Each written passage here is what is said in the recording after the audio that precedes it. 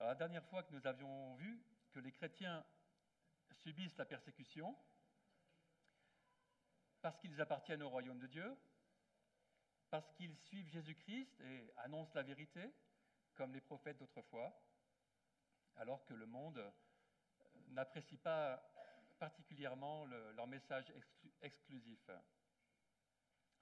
Et le risque avec la persécution, c'est que les chrétiens désirent alors se retirer du monde,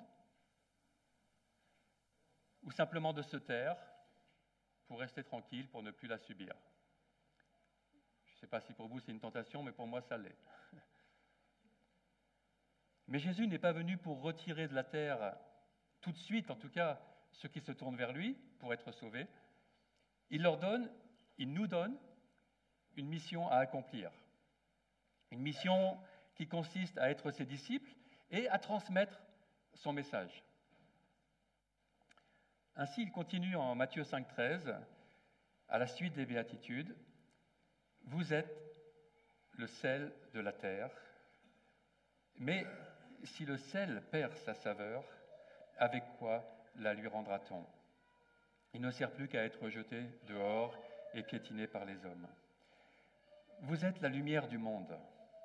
Une ville située sur une montagne ne peut être cachée, et on n'allume pas non plus une lampe pour la mettre sous un seau.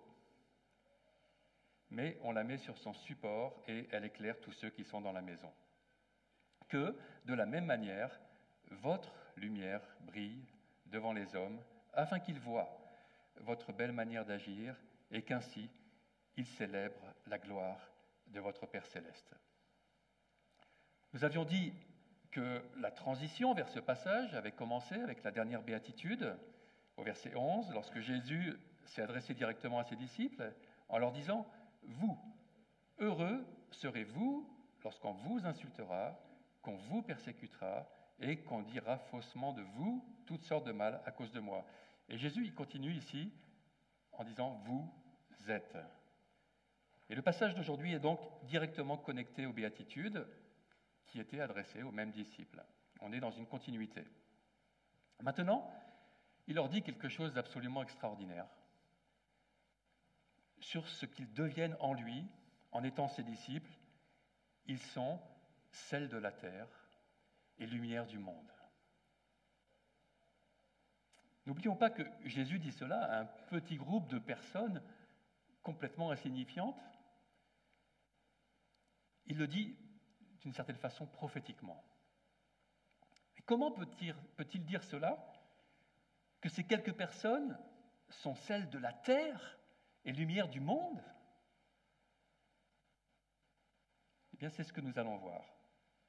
Tout d'abord, les disciples sont sel et lumière dans la mesure où leur attitude reflète celle des béatitudes qui précèdent, c'est-à-dire des personnes qui sont heureuses d'être dans cette nouvelle relation avec Dieu, une relation juste, une relation réconciliée à travers la venue de Jésus-Christ, qui les pardonne et les transforme. C'est parce que leur vie et leur message formera désormais un contraste avec le monde, le contraste que l'on trouve dans les béatitudes, qu'ils peuvent être celle de la terre et lumière du monde. C'est dans leur différence, du fait qu'ils sont connectés à Dieu le Père en Jésus-Christ, qu'ils peuvent apporter quelque chose au monde, au reste de l'humanité.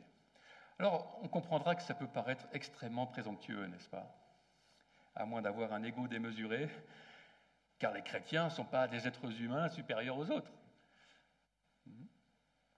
Et si on en croit Paul, c'est même le contraire, lorsqu'il dit en 1 Corinthiens 1,26 « Considérez, frères et sœurs, voici votre propre appel.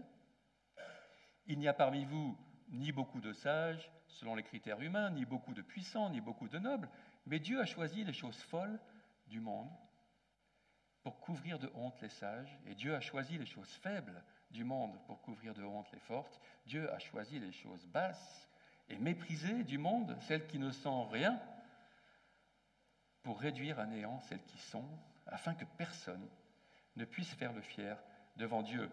C'est grâce à lui que vous êtes en Jésus-Christ, lui qui est devenu, par la volonté de Dieu, notre sagesse notre justice, la source de notre sainteté et notre libérateur, afin, comme il est écrit, que celui qui veut éprouver de la fierté mette sa fierté dans le Seigneur et non en lui-même. Si les chrétiens sont différents, s'ils sont sel et lumière, cela ne vient pas d'eux-mêmes. Cela est lié à leur accueil de Jésus dans leur vie, l'accueil de son esprit, de son salut, pour la gloire de leur Père céleste, comme le conclut ce passage de Paul, ainsi que notre passage en Matthieu 5,16, qu'ainsi il célèbre la gloire de votre Père céleste. Nous reviendrons à cette conclusion, mais il faut tout de suite la relever, car la gloire de Dieu est l'objectif ultime, non seulement de ce passage, mais de toute la Bible et de toute la création. La gloire de Dieu est au début et à la fin de l'enseignement de Jésus, elle est au début et à la fin de notre nouvelle vie. Jésus utilise donc ces deux métaphores, ces deux images, du sel et de la lumière, pour décrire le rôle de ses disciples, et toutes les deux sont dans un rapport universel à la terre, au monde. Vous êtes le sel de la terre, vous êtes la lumière du monde. Les disciples sont appelés à se projeter dans une dimension globale, internationale. Tu peux passer, je crois, à la diapo suivante qui dit vous êtes le sel de la terre. Voilà. Et cela va déjà dans le sens de ces dernières paroles, les dernières paroles de Jésus à la fin de l'évangile de Matthieu. Des paroles révolutionnaires pour les Juifs qui avaient tendance à se replier sur eux-mêmes, à se séparer des autres nations, lorsqu'il dit « Allez, faites de toutes les nations des disciples ». Ces deux déclarations, vous êtes le sel de la terre, vous êtes la lumière du monde, expriment en fait une même vérité. Elles sont parallèles dans leur structure et dans leur sens. Chacune est accompagnée d'une explication sur la nécessité de leur efficacité, la nécessité de remplir le rôle pour lequel ils existent. Le sel pour saler, la lumière pour éclairer. Le sel qui ne sale pas et la lumière qui n'éclaire pas sont des anomalies. Ils ne remplissent pas leur fonction, ils ne servent à rien. C'est simplement ce que Jésus dit dans les versets 13 à 15. Vous êtes le sel de la terre, mais si le sel perd sa saveur, avec quoi la lui rendra-t-on ? Il ne sert plus qu'à être jeté dehors et piétiné par les hommes. Vous êtes la lumière du monde. Une ville située sur une montagne ne peut être cachée. Et on n'allume pas non plus une lampe pour la mettre sous un seau, mais on la met sur son support et elle éclaire tous ceux qui sont dans la maison. Bref, il leur dit, soyez ce que vous êtes devenus, soyez utiles avec ce que je fais de vous. La formule « si le sel perd sa saveur » est littéralement « si le sel devient fou », c'est-à-dire s'il perd la qualité, les vertus qu'il a reçues, qui lui sont intrinsèques. Et Jésus reprend cette notion de folie à la fin de ce sermon sur la montagne, en parlant d'une personne qui ne met pas en pratique l'enseignement qu'elle a reçu, qu'elle a entendu. Contrairement à la personne sage qui met en pratique les paroles de Jésus et qui construit donc sur le roc, cette personne est insensée et se dirige vers la destruction, comme une maison construite sur le sable et détruite par la tempête. Il en est de même du sel qui ne sale pas. Il n'agit pas selon ce qu'il a reçu, il est devenu fou, il ne sert plus à rien, il est jeté dehors. Si Jésus leur dit cela, c'est justement pour que cela ne leur arrive pas, c'est pour les prévenir, pour qu'ils ne succombent pas à cette tentation de se taire, de se retirer, de se cacher. Augustin, suivi par d'autres comme Calvin, disait que le sel ici équivaut à la vérité, celle annoncée par les prophètes d'autrefois, du verset précédent, éclairée de la vérité de l'évangile de Jésus-Christ. Pour eux, et je reprends leurs termes, le sel, c'est la doctrine céleste, c'est la parole de Dieu, c'est la vérité apostolique qui doit se répandre dans le monde. faut noter que l'expression « le sel de la terre » ne se trouve qu'ici, dans ce passage, dans la Bible. Et son explication ne peut donc être directement appuyée, étayée par un autre passage. On a alors recherché le sens de cette expression dans les analogies, dans les associations d'idées qui sont associées donc au sel, avec le sel lui-même, dans ses qualités, dans son usage, au 1er siècle et avant. Il a alors été retenu que le sel servait dans l'Ancien Testament et à l'époque à conserver, à purifier, à donner du goût, à accompagner les sacrifices et à symboliser une alliance durable. La première analogie, ou les deux premières, on pourrait dire, c'est que le sel conserve et purifie. Il empêche la putréfaction de la nourriture, et on pourrait donc faire un parallèle avec le rôle anti-corruption que peut avoir un chrétien. Plus il y a de chrétiens, mieux la société se porte, normalement, et on a pu, en effet, vérifier une baisse de la criminalité lors de grands réveils dans certaines villes. Mais dans le Nouveau Testament, on ne voit pas cette dimension qu'on pourrait appeler une dimension politique être vraiment la priorité pour Jésus. Il ne cherche pas à réformer la société, ni les apôtres en priorité. Leur priorité, c'est le salut des âmes individuelles. C'est leur réconciliation avec le Père. Ça, c'est la priorité. Et l'influence politique que les chrétiens peuvent avoir dans la société est plutôt une conséquence de leur conduite que leur recherche première. Paul dira, la citoyenneté des chrétiens est dans les cieux. Et comme les versets précédents nous l'ont rappelé, les chrétiens peuvent aussi gêner parce qu'ils appellent à un autre royaume. Et toutes les fois où les chrétiens ont voulu rapprocher le royaume céleste du royaume terrestre, ça s'est plutôt mal passé. Ça s'est dégradé. Le sel a perdu sa saveur, sa différence s'est estompée. Une autre analogie est que le sel donne du goût. Et c'est vrai que, normalement, la paix, la joie, l'amour, l'espérance de la vie chrétienne peuvent parfois donner envie à des non-croyants. On pourrait aussi dire dans ce sens que le sel peut donner soif. Et le chrétien peut ainsi, par la nouvelle vie qu'il a reçue de Dieu, par son Esprit Saint, montrer une façon de vivre à laquelle, en fin de compte, tout être humain aspire profondément, s'il est éveillé à ses aspirations. Le chrétien montre une voie, celle de celui qui est heureux selon Dieu.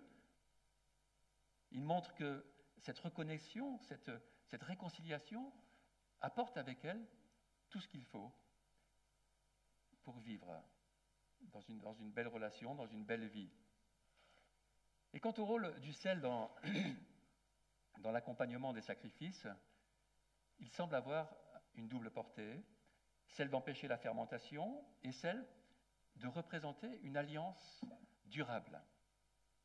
Nous lisons ainsi en Lévitique 2,13 « Tu mettras du sel sur toutes tes offrandes, tu ne laisseras pas ton offrande manquer de sel, signe de l'alliance de ton Dieu, sur toutes tes offrandes, tu mettras du sel. » C'est répété 3 fois. Et juste avant, dans ce passage du Lévitique, au verset 11, il était dit de ne pas présenter d'offrande de céréales cuites avec du levain. Le sel, qui est un agent anti-fermentation, servait probablement, premièrement, dans ce sens, pour éviter que le levain naturel qui est dans les céréales se développe. Et si on rapproche cette notion de l'enseignement de Jésus sur le levain spirituel, qui est l'hypocrisie, celle de paraître plus spirituel que nous le sommes, on peut aussi voir dans cette déclaration « Vous êtes le sel de la terre », une sorte d'exhortation à ne pas s'enfler d'orgueil, une exhortation à rester dans la vérité, dans l'humilité, de ne pas avoir la grosse tête qui s'enfle comme du levain. Et enfin, l'idée dans ce verset du Lévitique que le sel est signe de l'alliance de ton Dieu montre cette analogie du sel avec une alliance durable de quelque chose qui perdure, la qualité de préservation du sel symbolisant alors la permanence de l'alliance. On lit par exemple dans Nombre 18-19, qui parle ainsi donc d'une alliance de sel perpétuelle, traduit encore par une alliance inviolable et éternelle, conclue devant l'Éternel.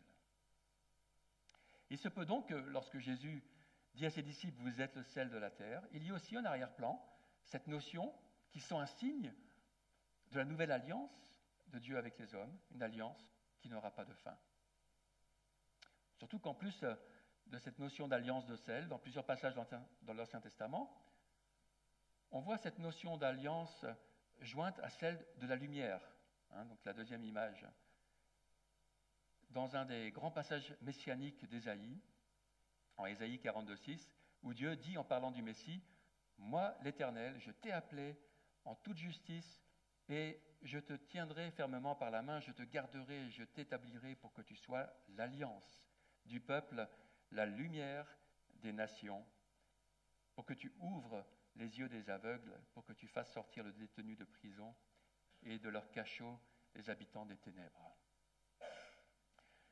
Nous avons déjà vu dans les prédications précédentes que le livre d'Ésaïe est très présent en arrière-plan dans l'évangile de Matthieu, et il ne serait pas étonnant de retrouver ici, ensemble, ces notions d'alliance avec son rapport au sel et de lumière. Et de plus, on voit que cette nouvelle alliance annoncée avait déjà aussi cette dimension internationale. Jésus sera lui-même le porteur de cette nouvelle alliance, il sera lui-même cette lumière des nations. En disant à ses disciples qu'ils sont sel de la terre et lumière du monde, il leur dit qu'ils sont ses représentants dans cette mission de nouvelle alliance. C'est eux qui vont la mener à bien avec lui en eux. Alors, ayant dit cela, sur les différentes analogies du sel, nous ne devons pas chercher à être trop catégoriques, car Jésus ne les spécifie pas, il ne les précise pas. Il semble utiliser le sel dans son rôle général. Alors peut-être que toutes ces analogies du sel se retrouvent en arrière-plan, peut-être simplement certaines. C'est difficile à dire parce que Jésus ne précise pas. Mais donc il utilise le sel dans son rôle général, c'est-à-dire qu'il est utile s'il garde ses propriétés et qu'il ne l'est plus s'il ne sale plus. En gros, il dit que si vous vivez votre nouvelle identité, vous serez utile pour la terre. Mais si vous ne la vivez pas, vous pouvez même vous demander si vous l'avez bien reçue. Parce que ce n'est pas normal.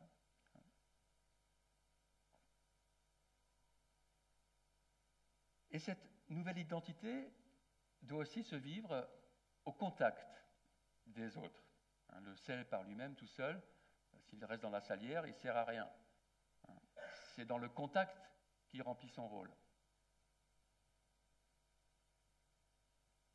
Ainsi, le chrétien a un rôle à jouer sur cette terre, c'est d'être et de vivre ce que Dieu a fait de lui, au contact des autres, dans l'esprit des béatitudes et de la bonne nouvelle, montrant ainsi le chemin de la réconciliation avec le Père. En Matthieu 5,14, il dit donc à ses disciples qu'ils sont la lumière du monde. Nous avons compris que c'est dans la mesure où Jésus est présent dans ses disciples par son esprit qu'ils deviennent à leur tour la lumière du monde. Si nous sommes la lumière du monde, c'est parce que Jésus l'est, premièrement. Plus tôt dans l'Évangile, il est dit à propos de sa venue, et c'est encore une citation d'Ésaïe, que le peuple assis dans les ténèbres a vu une grande lumière. Et sur ceux qui se trouvaient dans le pays de l'ombre de la mort, une lumière s'est levée.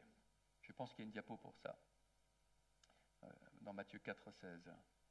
Ou comme Jésus le dit lui-même dans l'Évangile de Jean, « Je suis la lumière du monde. Celui qui me suit ne marchera pas dans les ténèbres, mais il aura, au contraire, la lumière de la vie. » Ou encore, « Pendant que je suis dans le monde, je suis la lumière du monde. » Et en Jean 12, 46, « Moi, la lumière, je suis venu dans le monde afin que quiconque croit en moi ne reste pas dans les ténèbres. » Et comme Jésus a brillé, ses disciples sont appelés à briller. Il les envoie pour briller à sa suite. Notre verset 14 de Matthieu 5 dit ainsi, « Une ville située sur une montagne ne peut pas être cachée, et on n'allume pas non plus une lampe pour la mettre sous un seau, mais on la met sur son support et elle éclaire tous ceux qui sont dans la maison. Que de la même manière, votre lumière brille devant les hommes, afin qu'ils voient votre belle manière d'agir et qu'ainsi ils célèbrent la gloire de votre Père céleste. » Que votre lumière brille, c'est un impératif, c'est un commandement.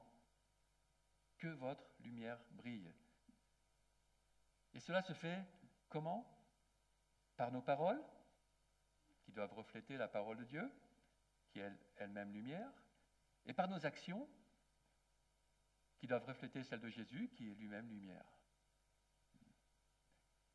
Cette belle manière d'agir, où ces bonnes œuvres sont à rapprocher, dit Christophe Paya, des béatitudes qui précèdent ou des antithèses qui suivent.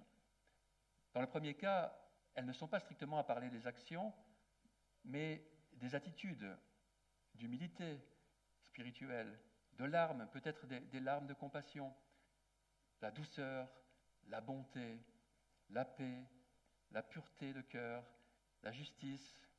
Tout cela sont des œuvres de la lumière, de l'esprit. Dans le second cas, donc dans les versets qui suivent, c'est la réconciliation, c'est la pureté du regard, c'est le renoncement au divorce, c'est la vérité, c'est la non-résistance, c'est l'amour des ennemis. La vue de ces attitudes-là doit conduire au Père, lorsqu'il est dit qu'ils en attribuent la gloire à votre Père céleste. Et le portrait du sermon sur la montagne est donc transparent. On peut voir à l'arrière-plan, en filigrane, l'image du Père céleste lui-même, en son Fils bien-aimé, Jésus étant donc présenté comme la lumière. Et Christophe Paya continue, « Et la lumière demeure une image très présente dans le reste du Nouveau Testament. Les chrétiens appartiennent à la lumière, en Éphésiens 5,8, et ils brillent dans le monde, selon Philippiens 2,15, portant la lumière de l'Évangile. » Alors lisons ces deux textes qui montrent notre rôle et ce que nous sommes dans le monde. Quelle est cette belle manière d'agir ? En Éphésiens 5,8, « Car si autrefois vous étiez ténèbres, maintenant vous êtes lumière dans le Seigneur. Conduisez-vous comme des enfants de lumière. » Le fruit de l'esprit consiste en effet dans toute forme de bonté, de justice et de vérité. Discernez ce qui est agréable au Seigneur et ne participez pas aux œuvres stériles des ténèbres, mais démasquez-les plutôt. En effet, ce que ces hommes font en secret, il est même honteux d'en parler, mais tout ce qui est démasqué par la lumière apparaît clairement, car tout ce qui apparaît ainsi est lumière. C'est pourquoi il est dit « Réveille-toi, toi qui dors, relève-toi d'entre les morts, et Christ t'éclairera. » Faites donc bien attention à la façon dont vous vous conduisez. Ne vous comportez pas comme des fous, mais comme des sages. On retrouve ici cette double notion de folie et de sagesse, qui est d'agir en fonction de ce que nous sommes ou de ce que nous avons reçu. Rachetez le temps, car les jours sont mauvais. C'est pourquoi ne soyez pas stupides, mais comprenez quelle est la volonté du Seigneur. Et dans Philippiens 2,13, en effet, c'est Dieu qui produit en vous le vouloir et le faire, c'est-à-dire ces bonnes œuvres, cette lumière, pour son projet bienveillant. Faites tout sans murmure ni contestation, afin d'être irréprochables et purs, des enfants de Dieu sans défaut au milieu d'une génération perverse et corrompue, comme des flambeaux dans le monde, que vous brillez parmi eux en portant la parole de vie. Là encore, on a la parole et on a les actes, la façon de se conduire. On voit dans l'Apocalypse que les églises sont aussi comparées à des chandeliers d'or, mais dont la lumière pourrait s'éteindre si jamais elles s'écartaient de leurs premières œuvres d'amour, si elles s'écartaient de la vérité. Maintenant, une petite remarque de précaution. Il ne faudrait pas non plus que ça nous monte à la tête et de trop embêter les gens en voulant toujours nous imposer sous prétexte que nous sommes lumière. L'expression « se prendre pour une lumière » n'est pas tout à fait positive.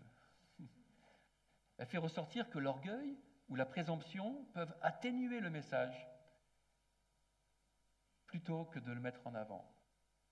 Et puis trop de sel dans une soupe, franchement, ça devient immangeable. Hein? Ça peut aussi rendre stérile une terre. Trop de sel empêche la vie. Et trop de lumière, 24 heures sur 24, peut rendre fou aussi. Sachons donc être disponibles pour saler, pour éclairer, au bon moment, avec sagesse et mesure. Nous terminons par notre passage de Matthieu 5 avec la fin du verset 16. « Que votre lumière brille devant les hommes, afin qu'ils voient votre belle manière d'agir, et qu'ainsi ils célèbrent la gloire de votre Père céleste. » Là encore, il ne faut pas se méprendre sur l'intention de Jésus en disant cela. Il ne s'agit pas de se mettre en avant pour être admiré des autres, pour notre gloire, comme il le dira plusieurs fois dans le chapitre suivant. Mais il s'agit de mettre en avant notre Père céleste, lui qui voit les motivations jusque dans le secret de notre cœur, de nos vies. Ici, c'est la première fois que Jésus utilise le mot « Père » pour parler de Dieu. C'est une notion qui nous paraît peut-être normale aujourd'hui, mais cette notion de Dieu comme un Père, elle apparaît déjà dans l'Ancien Testament, mais elle est plutôt rare. Et puis elle se fait plutôt par analogie que par description directe. Par contre, avec la venue de Jésus, cette notion de Père céleste prend une dimension tout autre. Jésus dit en parlant de Dieu, « Mon Père, ton Père, votre Père, notre Père », des expressions qui n'existent quasiment pas dans l'Ancien Testament concernant Dieu, à part deux, notre Père, dans Ésaïe, justement, que l'on voit encore en arrière-plan. Cette notion paternelle mise en avant montre une nouvelle dimension dans la relation avec Dieu, une nouvelle dimension devenue possible en Jésus, à travers lui.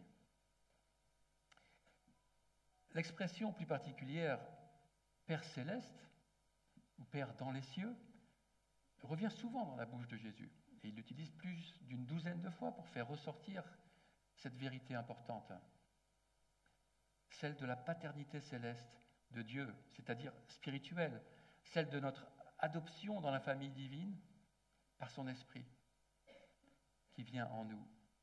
Et c'est ainsi qu'il veut que nous considérions Dieu désormais dans une relation filiale, une relation intime. Car un père qui est aux cieux ne veut pas dire qu'il est absent ou déconnecté. Ce n'est pas pour montrer une distance. C'est plutôt qu'il est dans une dimension supérieure, une dimension qui lui permet autant d'agir sur terre que de voir dans le secret de nos vies personnelles. Avec ce mot de Père, Jésus nous ramène à la source. Et toute l'humanité est appelée à reconnaître qu'il est le Père, à qui appartienne toute la gloire.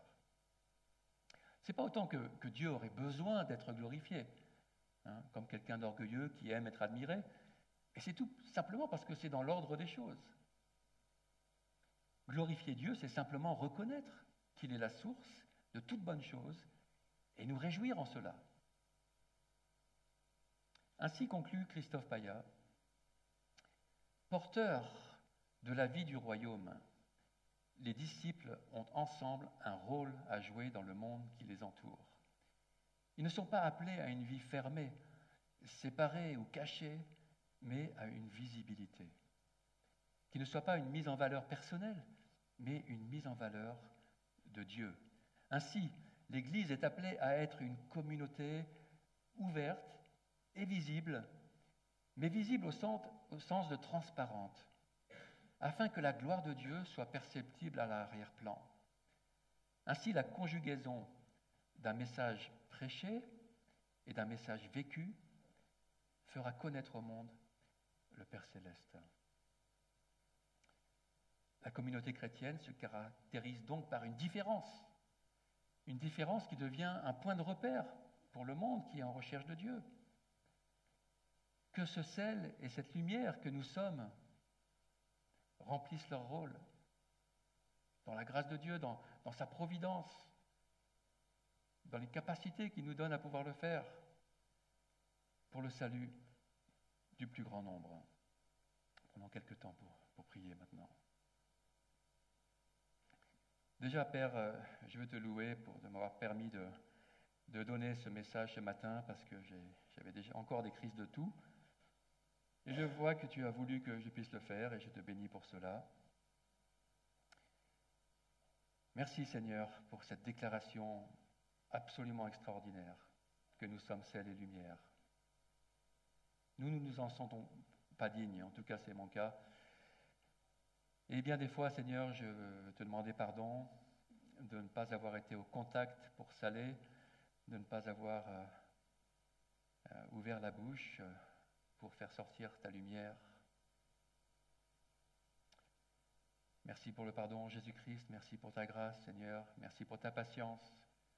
Merci de nous aider, chacun, chacune, à remplir le rôle que tu nous as donné dans ta grâce.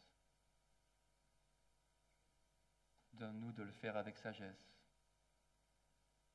avec amour, avec respect.